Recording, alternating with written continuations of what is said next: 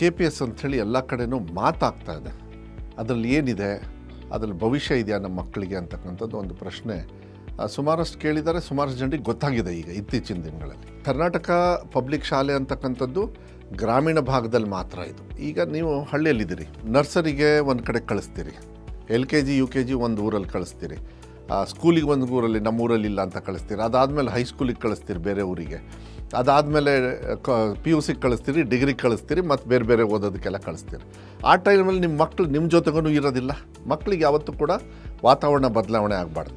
ಈ ನಿಟ್ಟಿನ ಮೇಲೆ ನಾವೇನು ಮಾಡಿದ್ದೀವಿ ಅಂದರೆ, ಒಂದು ಮಗುವಿನ ಕಲಿಕೆ ಒಂದೇ ಪ್ರಿಮಿಸಸ್ಸಲ್ಲಿ LKG ಇಂದ 12ನೇ ಕ್ಲಾಸ್ವರೆಗೂ ಒಂದು ಮಗು ಕಳಿಸ್ಬಿಟ್ರೆ ಮಗು ಶಾಲೆಗೆ ಹೋಗಿ ಬರುತ್ತೆ, ಶಾಲೆಗೆ ಹೋಗಿ ಒಂದು ಸ್ಟ್ಯಾಂಡರ್ಡಾಗಿ ಸೆಟ್ ಆಗುತ್ತೆ. ಆಮೇಲೆ ನೀವು ಫಾಲೋಅಪ್ ಮಾಡ್ಬೋದು, ನಿಮ್ಮ ಟೀಚರ್ಸ್ ಜೊತೆ ಮಾತಾಡ್ಬೋದು. ಎಲ್ಲದೂ ಕೂಡ 1ನೇ ಕ್ಲಾಸಿಂದನೇ ಕಂಪಲ್ಸರಿ ಕಂಪ್ಯೂಟರ್ ಇರ್ತದೆ. 6ನೇ ಕ್ಲಾಸಿಗೆ ಕೌಶಲ್ಯ ಅಭಿವೃದ್ಧಿ, ಸ್ಕಿಲ್ ಡೆವಲಪ್ಮೆಂಟ್. ಬಿಕಾಸ್ ಟುಡೇ ನೀವು ಬರೀ ಸ್ಟಡೀಸ್ ಅಲ್ಲ important, skill also has to go through, then only ನಿಮಗೆ ಭವಿಷ್ಯ ಬರುತ್ತೆ.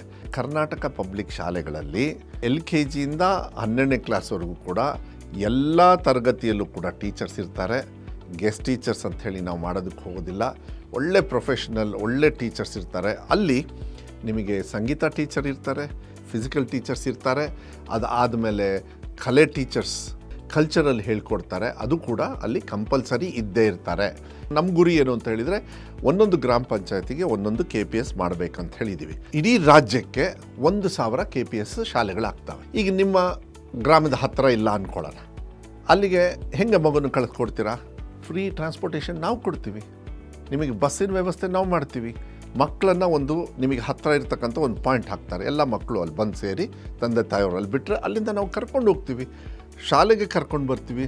ಬೆಳಗ್ಗೆ ರಾಗಿ ಮಾಲ್ಟ್ ಕೊಡ್ತೀವಿ, ಮಧ್ಯಾಹ್ನ ಊಟ ಇರುತ್ತೆ, ಅದರಲ್ಲಿ ಮೊಟ್ಟೆ ಇಲ್ಲಾಂದರೆ ನಿಮಗೆ ಬಾಳೆಹಣ್ಣು. ಅದಂತೂ ಈಗ ಕಾರ್ಯಕ್ರಮ ಅದ್ಭುತವಾಗಿ ನಡೀತಾ ಇದೆ. ಶೂಸು, ಸಾಕ್ಸು, ಬಟ್ಟೆ, ಟೆಕ್ಸ್ಟ್ ಬುಕ್ಕು. ಆಮೇಲೆ ಇಷ್ಟು ವರ್ಷ ನಾವು 12th ಸ್ಟ್ಯಾಂಡರ್ಡಿಗೆ ಟೆಕ್ಸ್ಟ್ ಬುಕ್ ಕೊಡ್ತಾ ಇರಲಿಲ್ಲ. ಸರ್ಕಾರಿ ಶಾಲೆಗೆ 12th ಸ್ಟ್ಯಾಂಡರ್ಡಿಗೂ ಕೂಡ ಟೆಕ್ಸ್ಟ್ ಬುಕ್ಕನ್ನು ಕೊಡ್ತಕ್ಕಂಥ ವ್ಯವಸ್ಥೆ ನಾವು ಮಾಡ್ತಾ ಇದ್ದೀವಿ. ಅಂದರೆ ಒಬ್ಬ ತಂದೆ ತಾಯಿಯವರಿಗೆ ಶಿಕ್ಷಣವನ್ನು ಕರ್ನಾಟಕ ಪಬ್ಲಿಕ್ ಶಾಲೆಯಲ್ಲಿ ಕಳಿಸಿದರೆ 14 ವರ್ಷದ ಕಲಿಕೆ ಸಂಪೂರ್ಣವಾಗಿ ಸರ್ಕಾರದ ಸಂಪೂರ್ಣವಾಗಿ ಜವಾಬ್ದಾರಿ ಇರುತ್ತೆ.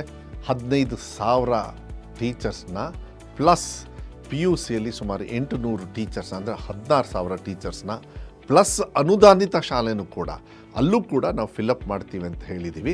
ಎಲ್ಲ ಕರ್ನಾಟಕ ಪಬ್ಲಿಕ್ ಶಾಲೆಗಳಲ್ಲಿರ್ತಕ್ಕಂಥ ಹುದ್ದೆಗಳಿಗೆ ಟ್ರಾನ್ಸ್ಫರ್ಸು ಕೂಡ ಕಂಪಲ್ಸರಿಯಾಗಿ ಅವರು ಒಳ್ಳೆ ರೀತಿಯಲ್ಲಿ ಟೀಚರ್ ಹೇಳ್ಕೊಡ್ತಕ್ಕಂಥ ನಮ್ಮ ಇರೋದ್ರಲ್ಲಿ ಬೆಸ್ಟ್ ವ್ಯವಸ್ಥೆನ ಅಲ್ಲ ಕೊಡ್ತಕ್ಕಂಥ ವ್ಯವಸ್ಥೆ ಮಾಡ್ತೀವಿ. ತಮ್ಮ ಮಕ್ಕಳನ್ನು ಕರ್ನಾಟಕ ಪಬ್ಲಿಕ್ ಶಾಲೆಗೆ ಕಳಿಸಿ ಒಳ್ಳೆ ರೀತಿಯಲ್ಲಿ ಅವ್ರ ಭವಿಷ್ಯನ ರೂಪಿಸ್ತಕ್ಕಂಥ ಕೆಲಸವನ್ನು ಪ್ರಾಮಾಣಿಕವಾಗಿ ನಾವು ಮಾಡ್ತೀವಿ ಅನ್ನೋದನ್ನ ಈ ಸಂದರ್ಭದಲ್ಲಿ ಹೇಳಲಿಕ್ಕೆ ಇಷ್ಟಪಡ್ತೀನಿ. ಸರ್ಕಾರದಲ್ಲಿ ನಾನು ಹೇಳಲಿಕ್ಕೆ ಇಷ್ಟಪಡ್ತೀನಿ, ನಾವೇನೇ ನಿರ್ಧಾರ ತೊಗೊಂಡ್ರೇನೋ that will be in the interest of childrens. ನಾವು ಇಲ್ಲಿ ಕೂತ್ಕೊಂಡು ಕೆಲಸ ಮಾಡ್ತೀವಿ, ಆದರೆ ನೀವು ಗ್ರೌಂಡ್ ರಿಯಾಲಿಟಿ ನಿಮಗೆ ಚೆನ್ನಾಗುತ್ತೆ, ವಾಸ್ತವಾಂಶ ನಿಮಗೆ ಗೊತ್ತಿರ್ತದೆ.